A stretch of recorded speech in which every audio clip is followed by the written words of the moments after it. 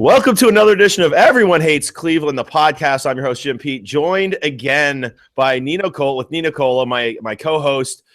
I told you this would be a regular thing. This is less than a week later, our second one. First of all, I just want to say thanks to everybody who's listened to the podcast. I know it's been a while since we potted, so we're happy you're back. Obviously, the World Series isn't hurting, but we should be here at least once a week, if not twice a week, if not 3 times a week, because you never know what the next couple of days is going to bring. But as I bring Nino in here, of course, the Indians won last night, 1-0, and since the Indians were in it, one of the best World Series games I think I've ever seen. One of those games where every inning brought something new and odd and strange, and somehow the Josh Tomlins have become aces, and somehow our bullpen has become the best, and somehow everything we talked about getting in people's heads and Tito Francona making moves, that somehow all of this happened in the span of like 3 innings last night, and the Indians managed to win the game 1-0. Nino, your initial thought before I'm sure we dive into some of the particulars, what are your initial thoughts on the game? What stands out to you? I think just overall the from inning to inning, just watching the game unfold, it was kind of remarkable, because you have, all those crazy stats about how this is the first World Series game to be the starters to throw scoreless innings and not make it out of the 5th, and it just, all that is just kind of incredible how the game unfolded. And we're going to talk about it, but how some of these moves on both ends played out, and how this game just was something that this whole run that the Indians have been on has been unbelievable, but that game was probably like, all right, yep, top it off. That's quite unbelievable in terms of how that game unfolded. But it was one of those games where all these moves are happening as you see Carlos Santana come out of the game and Jose Ramirez come out of the game, and Michael Martinez becomes a central focus piece to this game, and Andrew Miller gets taken out of the game, and Brian Shaw ends up pitching more innings than him, and all of these weird, strange things. And I remember thinking to myself, my God, if Chicago scores 1 run and this goes into extra innings, what the hell are we going to do? Like, what's our team going to look like? But, okay, let's take this piece by piece, because, of course, while I think the majority of the national networks made this story about Chicago, and I'm not trying to take that. It's the first World Series game in Chicago since 1945, and we know everything there is to know about curses and not winning championships. So we understand what Chicago's going through. So this isn't to say that Chicago shouldn't have been a part of the story, but I think the big story in Cleveland was Josh Tomlin making the start, not only making the start, but his dad being there, and of course his dad. Recently paralyzed, in a story that I think probably should have been a lot bigger than it was in Cleveland prior to the World Series. But, I guess my first question is, Nino, and I don't even know if this is the right thing to talk about, but you look at Josh Tomlin's season and you look at his struggles, in particular his struggles in August, as he started off the year pretty solid and had that summer swoon. If you look at the dates, and again, I was just kind of curious last night. I was kind of poking around and looking at the dates of his dad's troubles. It looks like his trouble started at the beginning of August. It looks like Tomlin's trouble started maybe a little earlier than that. But do you think it's possible that some of Josh Tomlin's troubles were exacerbated by his father, who clearly is a big part of his life, who clearly is a big part of the Tomlins' lives? This is a guy who works 2 jobs, is one of those guys, one of those blue-collar Cleveland guys that we would love so much to be in Cleveland. He's not a Cleveland guy, but it fits kind of that Cleveland blue-collar kind of narrative. Is it possible that Josh Tomlin's bad month might have coincided with, oh my gosh, his dad being, having this circulatory problem, ending up paralyzed from the waist down? But beyond that, what a great story last night for Josh Tomlin to come out, pitch well again for, I think this is the 5th straight start in a row where he's been absolutely outstanding. Mm-hmm. But do you think maybe, it's hard to, he gets this break in midseason, but his dad is also having this problem. Can we start to see parallels in perhaps why Josh Tomlin's season went the way that it did?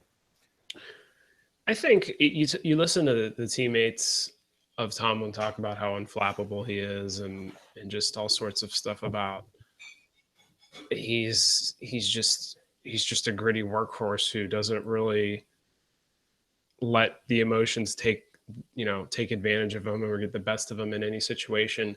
But I cannot fathom going out and doing any job, doing any sort of just doing anything, going about your daily life, going about your daily routine without thinking about what he had to be thinking about with what was going on with his dad. I mean, that's, that's stuff that would get to anyone. Now, I don't think you look at some of the numbers and you look at some of his usage in terms of his pitches, and there's been a lot about how he was, relying on pitches that he doesn't typically normally rely on, and now he's like in this recent run, he's been getting back to what's been really making him and what has made him successful. So I think overall, I think it's more performance related. It's more, between the lines.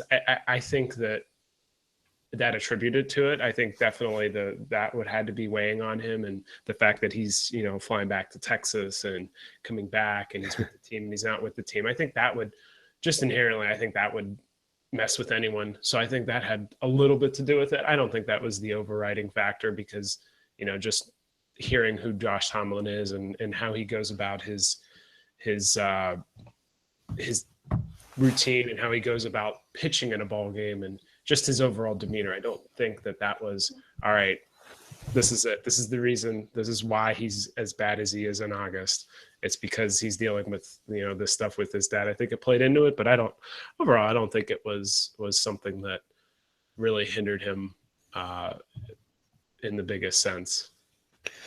He comes out last night, has Chicago off balance all game, pinpoint control, probably was hurt more than helped by the strike zone of John Hirschbeck last night. And I mean, I'm not a guy who likes to talk about umpires. I really am not. And I kind of got in, but it seems to me, I mean, so there's a it's not a Vine, but there's a YouTube video going around on Twitter today showcasing several pitches that Indians pitchers threw last night, and several pitches that Hendricks threw, in particular in the Cubs threw, that were 5 to 6 inches outside the strike zone. Whereas some of those Cleveland, several times Perez got up to walk off, and not only with Tomlin, but with Andrew Miller as well, a guy who's, I guess if you're one of those guys that say you build up kind of some capital as a starter over the years, and a guy like Clemens in the past, and Johnson and Greg Maddux was really known for this. You would kind of add some inches to your strike zone. Certainly Andrew Miller would be that guy. I mean, this is a guy who's been pretty lights out for the past 3 or 4 years. He was even getting bad calls on calls, not on the line, but calls that looked 2 or 3 inches in the zone. The fact that Josh Tomlin last night was able to give us 4 2/3 innings, probably could have given us more of lights out baseball with a strike zone that wasn't conducive to him, really says a lot about him as a player. Now, how big? I mean, this is kind of, I guess it's kind of a ridiculous thing to say. I mean, this clearly was his biggest start, right? I mean, Josh Tomlin, as he cemented himself as a clear number 5 going forward. And I mean, I think we're probably, if the series goes further, I mean, obviously he's got another start in him. But if he doesn't, do we throw Tomlin into the basket? Like, say we can close out in game 5 or game 6. Well, does Tomlin get thrown into the basket of guys we see again, perhaps in the bullpen? I mean, Terry Francona is using every wrench, every screwdriver. I mean, we have not seen the last of Josh Tomlin, have we? No, not at all. I mean, 54 pitches, and here's the thing with Tomlin: he's not a guy that his game isn't velocity. He's not going to be somebody that overpowers you. So in my mind, that's a lot easier. I mean, it's a lot easier for them to bring him back on any sort of short rest or any sort of situation where he's already pitched in the series, prior to, especially with the fact that he only threw 54 pitches, and they weren't really he had some innings that were pretty low stress, even though it was a nothing game, throughout the time that he and Hendricks were in there. It wasn't very, it wasn't very stressful. It wasn't very high leverage. So I think there's a lot left in that Josh Tomlin tank. So you're going to see him again. You may, if the series does go to game 6, you'll probably see him. You'll probably see him there as a starter. But But you got to see how this game unfolds. Obviously, you have to see how tonight goes. Game 4 before you start planning and plotting what you're going to do with Josh Tomlin. But you're gonna, like you said, you're gonna see him in some capacity, whether it's as a starter later on or deploying him out of the bullpen to give you some innings, because he's got a lot left in the tank, especially after not going as far as I thought he should have went last night. So, you get past Tomlin, he pulls Tomlin, and it was one of those moves where I think the social media wanted to just like go nuts on Tito pulling Tomlin at 4 2/3. But of course, we talked about this in our last podcast. Francona has been, it's almost incredulous, these moves that he makes, these moves that are very similar to the moves he makes during the regular season that drives everybody insane. He went on it's almost like last night's game was a microcosm of all of this. And when you add the double switch in this National League, adding Carlos Santana into the equation as a left fielder really makes all of this interesting. Before we get into the moves he makes, let's start with the first move, because it's starting to get to be a reality to question this. Carlos Santana played in left field last night, looked fine. Nothing went hit. There were no gappers. There was no power alley shots. I think he caught one fly ball. He looked fine out there. Mm-hmm. But the question I have for you is this. When do you, and I understand the way Tito Francona works, and you can't, this is a guy who's brought us to the World Series in his 4th season. But, is the real question not whether or not Carlos Santana plays left field? Is the real question when do you say, Mike Napoli just isn't a guy you either have starting, or when do you at least bump him down in the lineup? Because to me, the guy's sitting in the middle of our lineup, and he left a lot of guys on base last night. He's been leaving guys on base all series, aside from a couple of games.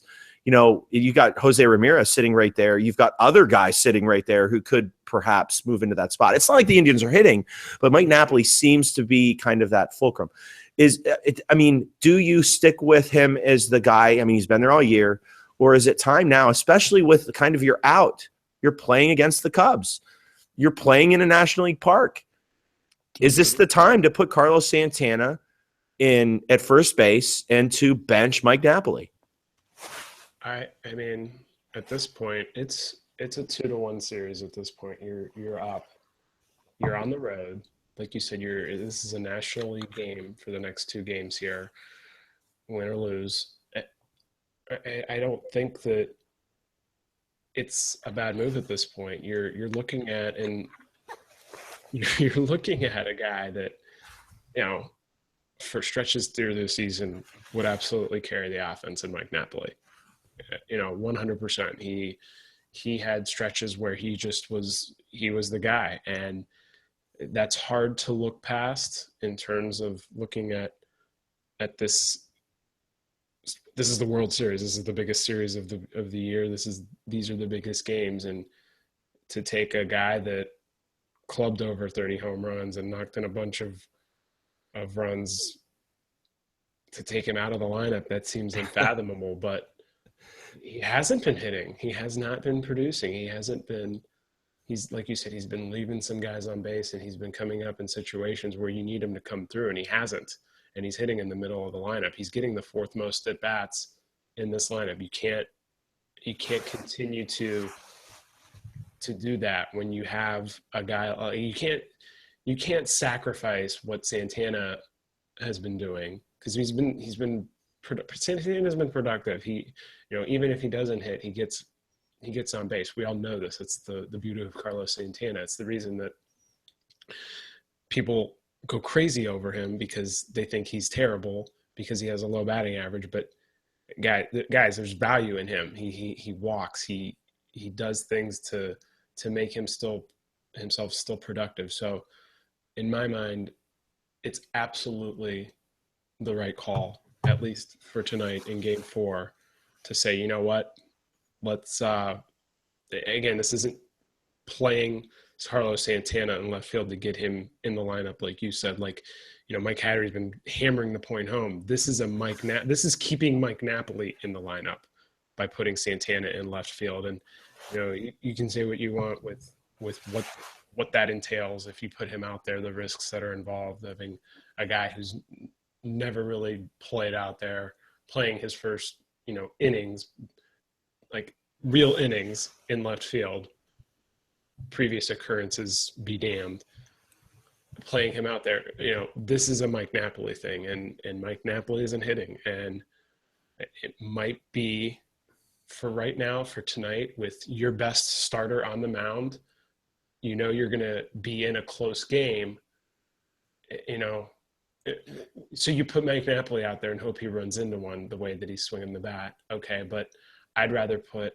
Wouldn't that be better? But wouldn't that be better? So all we've been getting jammed down our throats this whole damn series is Kyle Schwarber, Kyle Schwarber, Kyle Schwarber, Kyle Schwarber.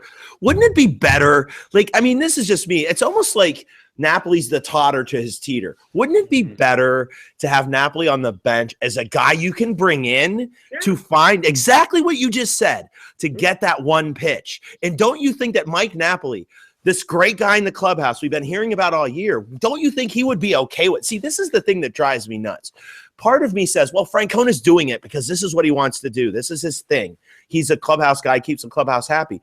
But don't we hear the same thing about Napoli? Wouldn't that make it okay for Napoli to say, you know what? I sucked. I almost made an error last night that almost cost us the game. I didn't hit when I could have hit. Mm-hmm. Should I not be sitting on the bench? And several people pointed out that you could make a case that Santana's a better first base, not a pretty good case that he's a better first baseman there. So he has been this year. Yeah. So I mean, at what point does Napoli say, and I'm sure you're a competitor, it's a World Series. You're not going to walk up to your manager and say, take me out of the game, coach. I mean, we don't want players like that.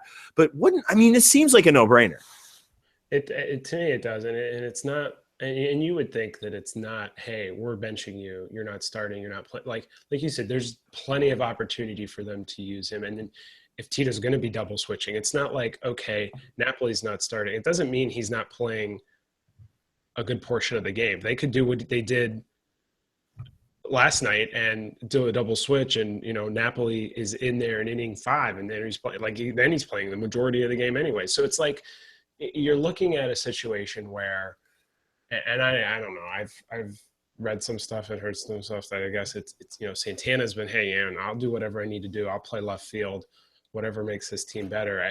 I would hope that Mike Napoli takes the same attitude in this situation, and that they do what's right. And here's a question for you, and this is something I think of. It might be going a little bit off of what we're talking about here, but it is, and I don't know, I didn't follow Tito when he was with the Phillies, but to me, he's had his success in Boston. He's had success in Cleveland. Obviously, the years in Philadelphia didn't go so well. He's what, 10-1 in the World Series, but is the reason that he did not do so well in Philadelphia is because he was a full-time National League manager. I mean, we talk about how maybe Cleveland's their roster is more of a National League type of a lineup. I mean, their roster construction for a National League series is bad because they don't have much of a bench. I mean, like we've been saying, Michael Martinez in left field, but maybe has this kind of exposed Tito, like, okay, yeah, these moves are crazy and these moves are working, but long-term over the course of the season, this is maybe why he wasn't successful in Philadelphia, because he was doing these types of things on a routine basis. Again, I don't know. I never followed him in Philly, but pulling these double switches and having to do these sorts of these things. Look, I could have had a different roster, but I mean, is there like some sort of merit to what I'm thinking here? Well, his Phil. If you go back and look at his teams in Philadelphia, they definitely weren't. I mean, even our Cleveland roster has a vast amount of more talent than those Phillies rosters did. But couldn't you see? And I don't know. I mean, it's hard for me to go back to the late '90s and look at Terry Francona and see him with the same bravado he has now, because he clearly kind of has that moxie now, and he had it in Boston. And I can't imagine in his first stint as a manager he had it. But couldn't you see current day? I mean, I could just see it right now. Like if for whatever reason Terry Francona were to ever leave Cleveland and end up in a National League city like St. Louis, where he had talks with back in the day, couldn't you just see him with the bravado to make these moves all the time and get run out of a town like in 3 weeks? Like I think that would be Nino, that would be a fun little maybe off-season kind of series of pieces, going back and looking at Francona's 4 years in Philadelphia and trying to compare them to his moves that look kind of, I guess we can try to come up with his moves in the World Series, because he did them in Boston in 2007. He did the same sort of thing, this bravado that he has of kind of pulling a string because it feels right. And they've worked. I mean, he's 10-1. I mean, you can argue him. You can argue him too. And we were talking off air about sitting across the table from him in front of like people and arguing with Tito Francona, and him just sitting there and saying 10-1. I mean, he did that last night. Someone said something to him in the first question out of the gate was, I forget, but he like kind of looked and was like, "That's the question, a 1-0 World Series." That's the first question. That was the best. I mean, so let's look at these moves. Okay, so the first move was the double switch. He brings in Tomlin, and then almost incredulously takes out Carlos Santana. And the funny thing about that, so the theory of that, that move was that you don't want to have Andrew Miller bat. You pull off the double switch. You try to get his at bat as far back as you can possibly get it.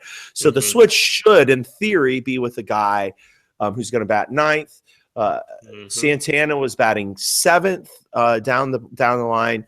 So we end up having to pull Andrew Miller. So so the first move, I guess, is I throw the ball to you. It's kind of a twofold. It worked out. I mean, listen. I mean, we're not. We talked about this last week. I mean, we're not. I mean, obviously, in the World Series scenario, he's. Maybe we should talk about this first too, Nino. And I know we've got a time limit here, but is it one of those things where was Joe Madden sitting across the way, and someone said something funny to me. It might even have been Mike Hattery behind the scenes. I think today someone mentioned the fact that maybe Lackey wouldn't start today, maybe Lester would, and it got me thinking. Like when you're with Joe Madden, we talked about this a few days ago. He comes out, he pulls this double switch, he brings in Andrew Miller, he takes out Carlos Santana, and Joe Madden knows who Carlos Santana is because Tampa Bay has asked, and when he was at Tampa Bay, Santana was the guy they looked at. You take Santana out in the fifth inning, you put in Rajai Davis, who I don't think has hit since I don't know, he was in his low 30s. If you're Joe Madden, you're thinking, what the hell is he doing? I mean, is this one of those scenarios where, like we talked about, maybe Francona's best asset is making these crazy moves, getting in the noodle of some of these young guys and getting in the noodle of Joe Madden, who's trying to win Chicago its first World Series, trying to win his first World Series? Does this start to kind of fester in your brain? Like, what the hell is he doing? He's 10-1. Oh, my God. I don't know. Is this part of the strategy that Francona is so brave with this bravado of his that he just I don't know, takes other players out of it?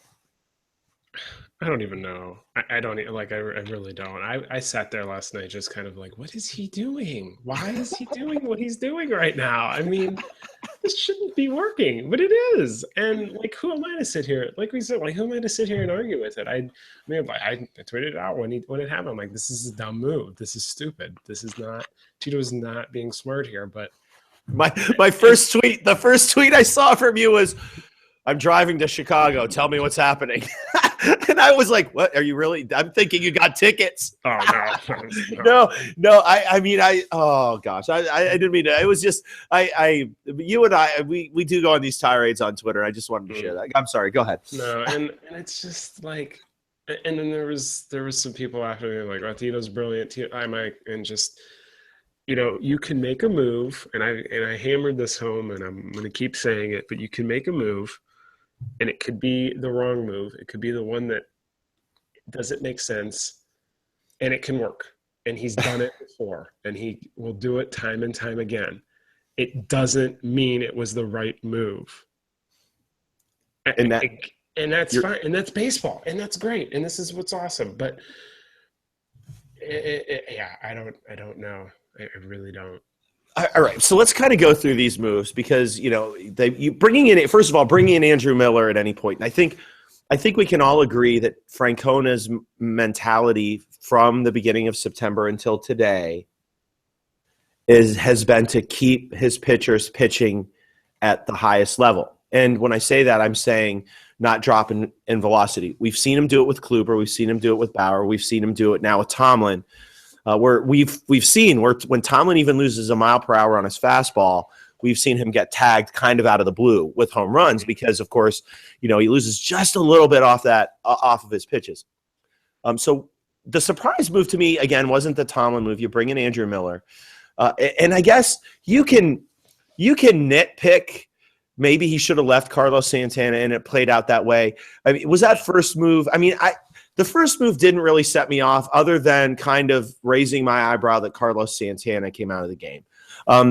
It was with the first. I mean, were you angry? I was a little upset at the first move. I don't know that I was angry at the first move until it played out the way that it played out. Yeah, what seemed risky to me was using Miller without a lead, because to me, like, it's a 0-0 game. You're bringing in Miller. Like, he has brought him in the past when he's got a lead, and that's kind of been his strategy and his process to using and deploying Miller and deploying his guys for high leverage situations. He didn't have a lead here, so if something happens, Miller gives up a lead. Now what are you doing? Like, okay, you use Miller. Now you start to get into that where we kind of saw in game 2, where okay, he doesn't have a lead. How is the rest of this going to play out? Bauer's not really making anything happen. He's going to Shaw early, and now he's bringing in Otero or McAllister, and now he's bringing in Salazar. Salazar. Is Salazar going to come and get a few innings? Now that would make sense. You would want to piggyback him later in the series. Oh no, he's going to come in. Okay, how many innings is he going to pitch? One. Okay, wait. What's going on? So when you bring in Miller as early as he did, that was kind of my concern. Was okay. Did he get enough? Did he get enough? Like Tomlin, I thought Tomlin was pitching well, and I didn't feel like he was any sort of danger of collapsing there. So to me, that was kind of where I was. I was like, I don't know if this is the best spot to be using Miller. But again, we talk about how much Miller's a Swiss Army knife of relievers, and you can kind of use him in all these different situations. And I guess we were just seeing a different situation that he was bringing him into here. And it kind of, and strangely, it did. And we could talk about this in a little bit. You can kind of go down that path, but it kind of, and I'm reading something here and we can bring it up, but it kind of enlightened us into maybe a strategy that they might want to kind of consider moving on here with the rest of the series. But I don't know. I don't. So here's the thing, though. So walking this fine line, and I had the same concern with regards to Miller, because in my head I'm thinking, so if this stays a 0-0 game, or if the scenario sets up right, I'm thinking, gosh, does he come out the next time he's going to bat? And I'm thinking, well, perhaps is Francona literally in his head thinking, well, that scenario won't come up and he'll just pitch through it and it'll be 0-0. And I'm thinking that's no way to manage a ball game. So he was pitching well. He was whereas in game 1 he wasn't as efficient. You could see that he had his A game. He wasn't getting calls and was massively efficient anyway. Still, he struck out the side in his full inning. And I'm thinking, well, he's efficient. He's under 20 pitches. He's got at least another inning in him, and then he gets pulled again. So let's see. That was the move, if I remember correctly. I don't have it in front of me. They pull him for a hitter, and they let's see who hit for him. I can't even remember here. So that was the, oh my gosh. I'm sorry. I've got hit for Miller. Yeah. Okay. So Chris. Okay. So pinch hit single. So that's right. So they bring in Martinez to pinch run. They bring in Coco Crisp, who singles. Mm-hmm. Of course, scoring the run that gives the Indians the 1-0 to lead. Now, okay. So, again, this fine line where he takes Miller out of the game, but they score the run to give them the lead.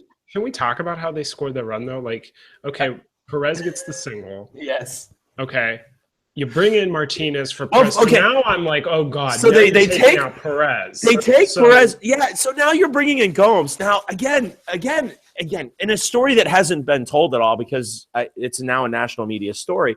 Gomes has been gone forever. Like my first thought is, wait, is who's our backup catcher? I had to Yan think Gomes. for a second. Yeah, and then I'm like, oh my gosh, it's Yan Gomes, and I was like, wait a second, is he really healthy? And I'm like, God, I hope he's healthy. But then I'm thinking, so now we're going down the stretch without Perez, who's been, and I think Mike Hattery wrote this piece, who's possibly been the MVP of this team in the playoffs because of the way he's been handling the bullpen and the way he's been handling guys like Josh Tomlin and the framing aspect. Now, this isn't to knock on Gomes, but Gomes hasn't been a regular catcher. When was he last a regular catcher? It's been months. Yeah. So how is, what a ball in the dirt, is he going to be able to block it? Like, So anyways, I'm sorry. I didn't mean to. No, it's fine. And that was one of the things I was going through my mind is like, okay, and here's where I think I had the biggest problem with how that situation unfolded. And again, it worked. Coco Chris came in, got a single, they got the lead. But you get Perez, he singles, you run for him. So now Martinez is in the game. Naquin, and this isn't me rallying against the bunt, but you are setting up a situation because you're playing for one run. But you are setting up a situation with Naquin bunting where you are relying on Rajay Davis to come up with, like, you're setting up a run scoring situation for Rajay Davis, who ends up walking because they wild pitch. Yeah. So it works out. But you were in the bottom of the order and a pinch hitter who's this pinch hitter going to be? Like, who do you have on the bench? No, like, okay, maybe you use Gomes, but you're setting up a situation for the bottom of your lineup. And that's kind of how they were doing that. Gomes, but even if you use Gomes, I mean, we're talking, okay, so Chris gets the hit, and it's a veteran hit. He ends up scoring the run. But to make that move, I mean, again, to make that move, knowing that you have Rajai Davis and Andrew Miller at the time up and potentially a pinch hitter, and your pinch hitter is Chris, or, I mean, that you're not playing the odds there. Well, right. I mean, and you can talk about, listen, I mean, I've been an athlete, you've been an athlete. I mean, sitting in a locker room, I mean, you can't, I mean, listen, I mean, I get it. He understands, he can look at, he's, like the guy in Twister, you can see the clouds coming and knowing that the Twister's coming, but you can't tell me you're playing the odds when you bunt over Michael Martinez to second. Mm-hmm. You have Rajai Davis, who literally hasn't had a hit this series. And you have Andrew Miller sitting there with Gomes, who hasn't hit in almost 2 full seasons, and Coco Crisp. And God bless him, he has had a big hit, but you're depending on Coco Crisp. And this is no offense. I mean, and I'm sounding stupid, and I guess we both are because Coco Crisp got the hit. But that razor line that they played last night, we had that Soler error, or that error on Soler's ball by Chisenhall, who's all of a sudden looking like he's straight out of the Bad News Bears in right field after seeing – I mean, and then you have that almost error. I mean, God bless Napoli got in front of that ball, and he played it well, kept it from going past him, and kept it, he kept the run from scoring. But when you're playing that razor line, if one, and again, I guess we sound stupid because nothing went wrong. Everything happened the right way. But if one little thing goes wrong, you're left with a depleted roster. Yeah. And then Miller. And you've lost Miller. So – okay, so as we get into this, they end up scoring the run. Martinez is in center. He ends up playing in third. He ends up with an at bat in the ninth. I mean, and I understand they make another move. They take out J-Ram. They move Martinez to third. Oh my God! Let's not even talk about that. Well, I mean, and they move Davis. I mean, but and I get that. So there you're playing to get the pitcher hitting ninth, but you're batting Martinez second. And people don't understand that while in theory that move was the correct move because you put the pitcher ninth, that Michael Martinez may full well be the worst hitter on our team. And I'm including pitchers. And, I think it was Kevin Dean who posted a list of perhaps 35 pitchers who have who are better at the plate than Michael Martinez. Yeah. Okay. It was August. Yeah. I mean, I get it. He can manipulate him in the field, and he's a fantastic fielder. But I mean, I don't know, Nino. It seems to me like there's probably, I don't know, maybe 50 guys in the minors right now who can probably hit better than Michael Martinez, who can maybe be that Swiss Army knife in the field. I mean, Jose Ramirez can be that Swiss Army knife in the field if they could find a third baseman. But I'm just saying, I don't know. He plays that card. They don't score a run. And then, the Cubs come out. They get runners on second and third. And we have, thank God we have, the pitchers that we have in the bullpen. Yeah. So everything works out. And I guess we've kind of gotten our point across with Tito Francona. But they win the game 1-0. And again, we mentioned this in the last episode. Francona, is the microcosm of a World Series different than a full season where he can pull moves like this, perhaps frustrate a team that you're playing against, and perhaps they work maybe a little better than they don't. Clearly last night they did. It's given us the 2-1 lead. As we go to game 2 in Chicago, Corey Kluber on the mound, short day rest. I'm just going to throw one statistic out to you. The last pitcher to win a game 1 and a game 4 was also a pitcher for an Ohio team. It was 1990, Jose Rijo for the Cincinnati Reds. It hasn't happened in 26 years. That being said, I'm not really sure how many times it's been tried. Corey Kluber, 88 pitches, 6 days rest. Or I'm sorry, 3 days rest, but 6 days rest prior. To me, I think this is the third time in his career that he's pitched on short rest.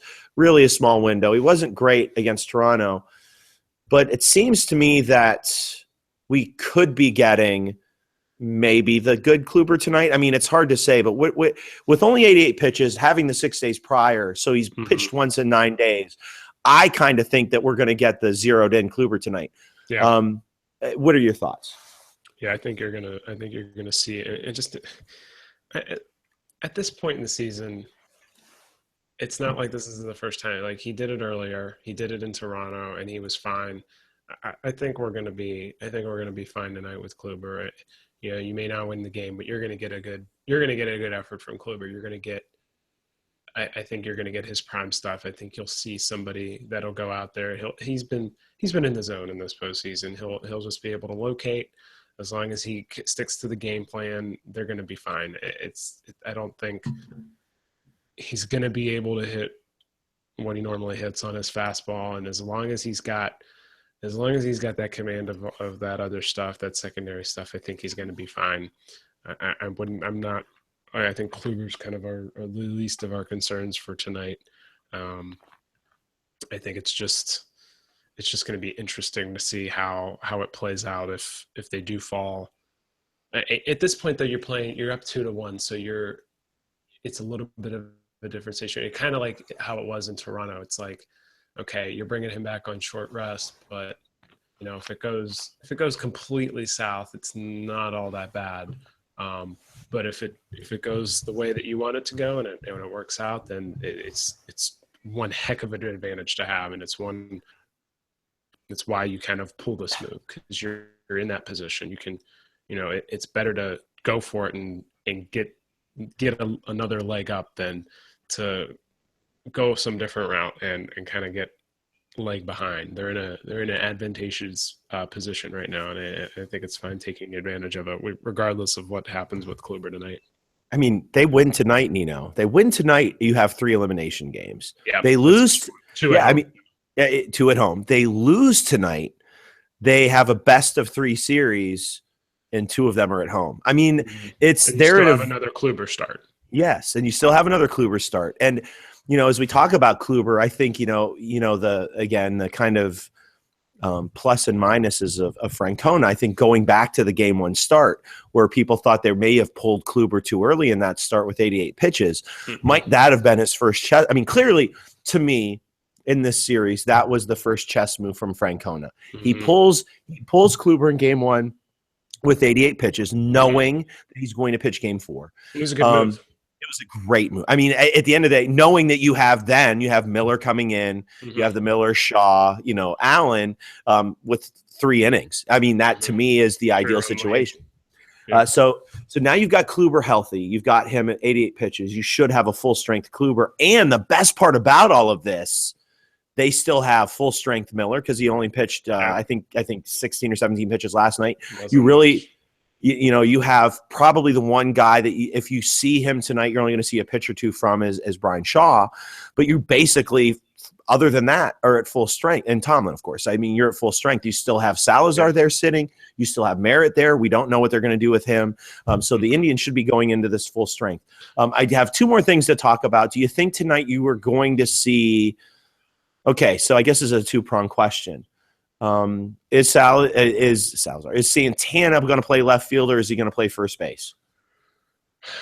I don't know. I think we both know what we would like to see and what should happen. Who knows at this point with Terry? I mean, I think we probably see him in left again, and it's a little. But then again, now you're dealing with Kluber, who doesn't. He's going to get a lot more swings and misses, so you can probably play Santana out and left and not have to worry as much. Like Josh Tomlin's a contact guy, Right. That was a little bit more risky. Now it's a little bit less risky because you got a guy like Kluber who he's not going to get as much contact because he's going to, if he's on, he's going to get a lot of swings and misses. So you're not using your defense as much. So in that light, that's maybe a situation where like, okay, well, maybe not, maybe you don't go with sitting Napoli and keeping Santana in left. That'll be an interesting play. See how that one works out. The funny thing about all this, and I do want to kind of dive into this real quick before I ask you my final question. Mm-hmm. As you watch that game last night, if you kind of took the big plays one at a time, mm-hmm. there are so many plays that went against the Indians. Think about this. First inning, Lindor hits a single, runners on first and third, he gets picked off. Mm-hmm. You have the error by Chisenhall in right, where I don't even know if it was called an error. I don't think it was, but he just misplayed it because he jumped. I don't even want to get into that. It's bad. You have the misplayed ball by Napoli that was made kind of okay because he didn't let it go through to put runners put a runner on third base before ultimately a stolen base, put runners on second and third. So I guess, so many things went wrong for the Indians last night. They end up winning the game. I was thinking about our MVP question. And this is kind of my long way around this. You said J. Ram, who's been playing really well.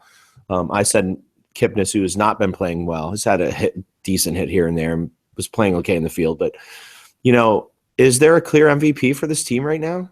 I mean, it's a very odd series up to this point after 3 games because you can look at the offense. I mean, Lindor is clearly the guy who's been hitting the ball really well, and you can throw J-Ram in there as well. But past those two, it's not really been that great. You can talk about the 2 home runs from Roberto Perez and what he's doing behind the plate. You can talk about Corey Kluber in game 1. You can talk about Andrew Miller. You can talk about Cody Allen. I mean, he's kind of getting the bum shake in all this because if you look at Cody Allen's statistics right now and Andrew Miller's in this World Series, in the playoffs, they're almost identical. Is there a clear MVP, or is this the first time in recent memory where you look at a team and you look at this Indians team and you say to yourself, wow, wow. I mean, it is a team effort. It is, and that's how it's been all year, really. I don't think there's not, and that's not a bad thing. I mean, it's been 3 games. I don't think there is one, and I think that's a good thing, because if you're trying to rely on one person, it's not going to work. I mean, it's just, they, like you said, just talking about all those different pieces. If you're starting banging your head against the wall, starting Mike Napoli and continuing to hit him in the cleanup spot because you're, expecting him to do something, you're going down the wrong path. You need to get contribution from everybody, and you need all the pieces to play together and fit so that you win the game. And yeah, a lot of things didn't go their way last night. And like as we talked about, Tito made a lot of strange moves, but they worked out, and things did bounce. Things would bounce their way. And yeah, it's just it's interesting to see how this team has just continued to against all odds, find a way to win games. And again, it's not any money in particular. And I don't think that's how you need to draw it up. And I don't think that's the best way to draw it up, is to rely and depend on one or two people to do that. It's got to come from different areas. And it has so far. It's been, Perez hitting the home runs, playing defense. It's been, Kluber pitching lights out in game one, or in this last game, the clutch hit from Coco Crisp. And it's a bunch of different things. And again, that's how you it's kind of how you win a World Series, is to get contributions from everybody, unless the other team is just playing like crap and one guy just busts out, which again, we're talking about the postseason here. And we talked about it last time. It's different types. It's a different type of game. It's different. It's much, much different in the postseason. Playoff baseball is, we're seeing it now.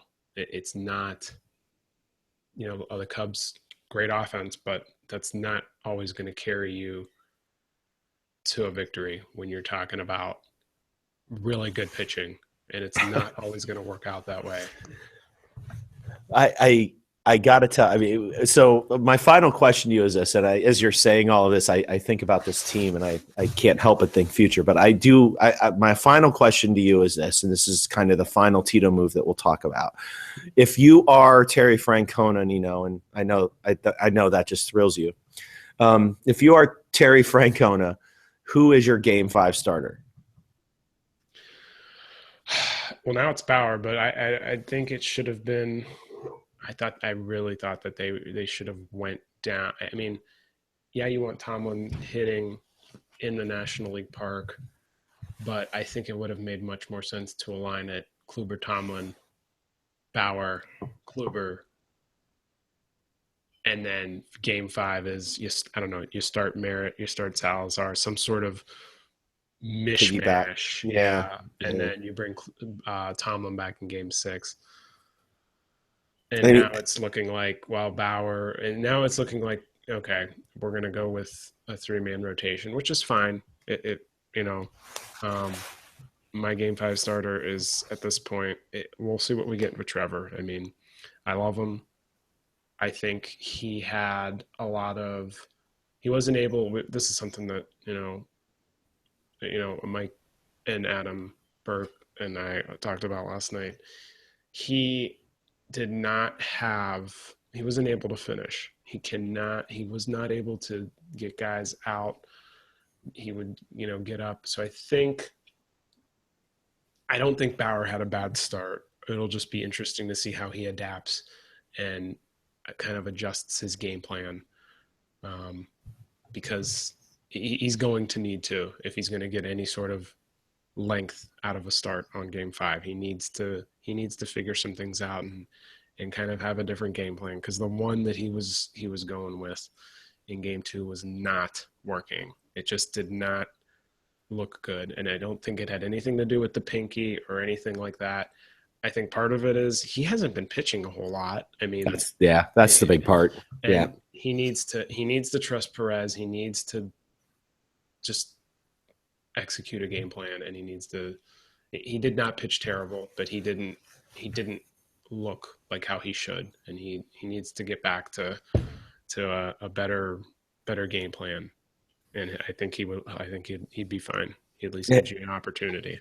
His arsenal is so good. And I think for me, it's just mileage. Like, he needs the mileage, and I think this start will be better if he's a guy. There's a lot of hitters on this club, on the Chicago club, that like the ball low in the zone, and he's a guy who likes to climb the ladder. And if he can, as you said, if he can finish it off, it just seemed, he would get nice, he would get good pitchers counts, but I can't tell you how many times it was 1-2, 0-2, and it would end up a full count or end up walking a guy. And I think he gets, and I hate to bring in, I'm not a guy who thinks that Trevor Bauer and Ubaldo Jimenez are comparable, other than the fact that they have this, they have the ability to throw a variety of different pitches. And I think as Ubaldo got older, he had a hard time figuring out what to finish with. And I think Bauer runs into that on occasion where he can't, either it's not locating or he spends a lot of time calling pitches off, which I like. I mean, Trevor Bauer is one of my favorite pitchers. We'll see if he can give us length tomorrow. If he can give us length tomorrow, regardless of whether we win or lose tonight, who knows? Maybe he'll be the World Series if he can clinching give 3 or 4. I mean, I'd be good with that. You know? Because the reason why Merritt hasn't pitched yet, the reason why Salazar only has an inning is because they're probably specific to this start, so that they can come. And that is fine, because if Merritt was the guy to start this, I mean, that Bauer would be the guy who'd piggyback on him anyway. So it may just be and in reality, if you say you want Ryan Merritt to start ahead of Trevor Bauer, then you just don't pay attention to pitching very much. So, all right. I do want to bring something up real quick for you. And it's interesting that this comes from the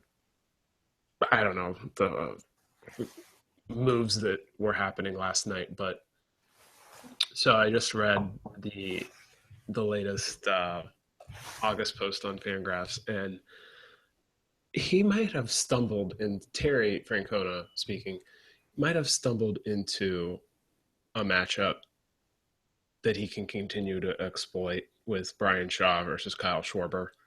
Yeah. I mean, they were talking, he mentioned some quotes here from Shaw having already played him and already pitched to him. They tried to go away and he ended up getting hit off him. So they kind of adjusted the game plan and pitched more to what Brian Shaw likes to do. Like how he says that for him, he would rather pitch, away from righties and into lefties, as long as he's locating. And that's exactly what they did to Schwarber. And I think that's something that you mentioned, you might not see Shaw tonight. I would put him in. If Schwarber comes in for a pinch hit, I'm matching up Shaw and I'm using Shaw against them. And then that's it. Like, that's something, to me, like, that's something you can exploit. And all this talk about Schwarber, and I mean, yeah, I get it. To me, I'm starting to get sick of the complaining about people talking about Schwarber. Like, to me, it's like, okay, we get it. Joe Buck likes Kyle Schwarber. I'm talking about it for once. But this is something that maybe Tito stumbled upon. Having them. Well, my question, did he stumble though? Because here's the thing, like they had the camera on Francona when Schwarber was walking out, and he never even looked up. There was no hesitation whatsoever.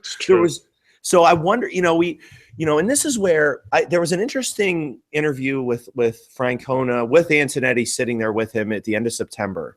And it's when Francona was talking about the great relationship that the two of them had, which was eye-opener for me because, like I said in the last podcast, I always felt that it was a Shapiro thing with Francona, and that Antonetti was kind of the fringe player. He was talking about how he utilized numbers, to an extent, and how he lets other guys in the system kind of do that for him, and that he, there are some plays that override that, and there's some instances where he kind of runs with that. I wonder if that's one of those things where he knew right away. Maybe that conversation happened with Brian Shaw prior, because my first thought with Andrew Miller coming out of the game was, well, now Schwarber doesn't have, now Madden's free to use Schwarber whenever they want to, and at the end of the day, Francona didn't blink even once. And honestly, Shaw owned that at bat. I mean, that wasn't even a close at bat. So maybe he fell upon it. Maybe it was something planned. Either way, you're right. If you're going to bring Shaw into the game tonight, it may be to one guy, and it's going to be fun. I mean, but who knows? I mean, this is one of those games where we could see a 45 pitch outing from Andrew Miller if they're winning. So this is going to be a fun game. We have all the tools at our disposal tonight. That's the fun part about it. And even if we don't win this game, there's still a bit of control. The best news for all of us, they're coming back to Cleveland for Game 6. My last thought here is this, and I hate looking forward, I hate looking to the future, but the whole time we've been talking about this weird team, this weird way that things are going, and how we're up 2-1 in the World Series against a team that won 103 games, a team that Theo Epstein has been building with trades and moves and is looking like the 90s Indians with pitching, which scares the crap out of me going forward. But here's the great thing about our team. we're up 2-1, and you could make a legitimate case that this is, I'm not going to say 50% of our team next year, but not far from it. I mean, our starting rotation will be better next year, obviously. We are winning. So the worst case scenario in March is that we run into injury problems. Well, guess what? We did, into pretty major ball players, and we're still in the World Series. So all I have to say is this: whatever happens over the next, and we're sitting here on a Saturday, we'll know by Tuesday or Wednesday what's going to happen in this series. Whatever happens in the next 5 days, boy, oh boy, this offseason is going to be a lot of fun, whether we win or whether we lose, because all we're going to be doing is reloading. And, what a team we got. And our window is pried open. We've got sticks holding it open. We've got nails into the windows. I don't even know if we have a window. We got like this 4 or 5 year fun little ride in front of us with this pitching staff and with this system coming up where perhaps people better start, paying attention to this front office that continually develops not only our team, but 8 or 9 other teams because they steal our front office guys. I don't know. Really quick thoughts on that, Nino. I know you got to go, and then we'll close up shop.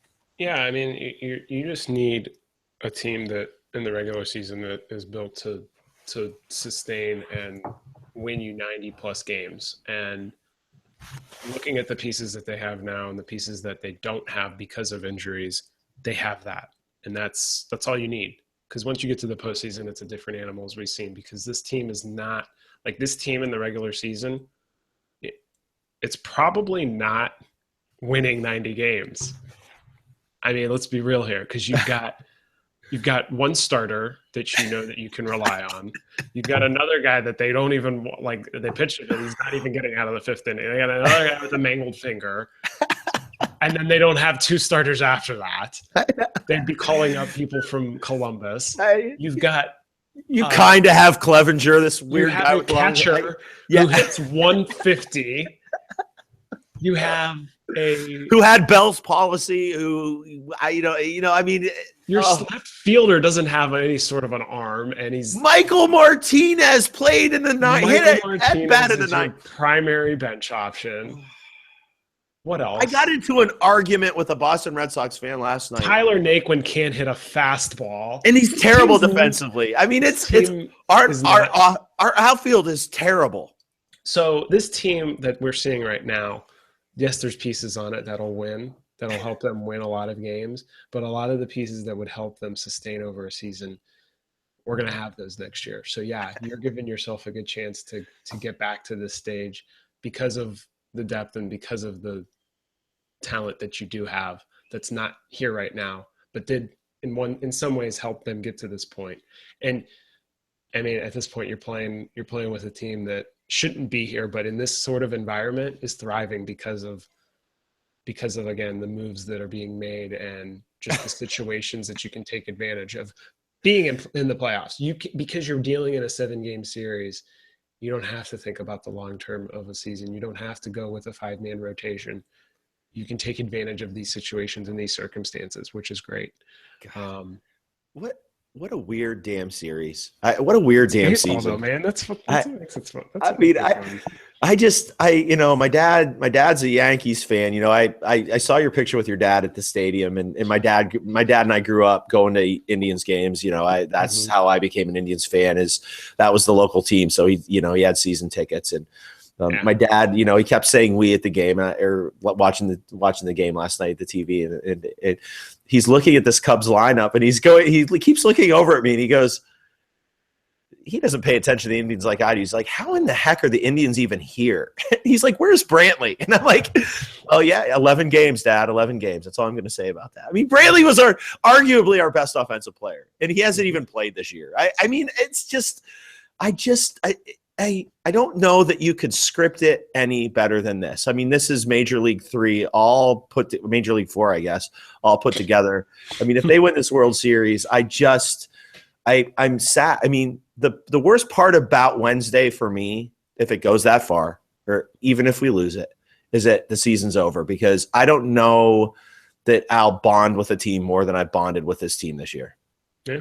I mean, Sure. what a great season it's been. All right, Nino, I know you got to roll out of here. See, we're pushing that 12 o'clock deadline right up to the minute. But all right, we're gonna close this thing out. I suspect, dependent on what happens tonight and tomorrow night, we will be back soon. At the latest, of course, Game 7 will be Wednesday night, so we'll probably be back at somewhere in that ballpark. But my God, we are 2 games away from the World Series, so. I mean, I guess. Yeah. I know. There's so many things going through my head. I can't even begin to say it. But with that said, 2 games away, up 2-1, 2 games tonight. Kluber, two games the next 2 days. It could be over by Sunday night. Did I just? No, I don't even want to say it. All right, wrapping things up. I'm probably going to cut that out. Have a good one. Go Tribe.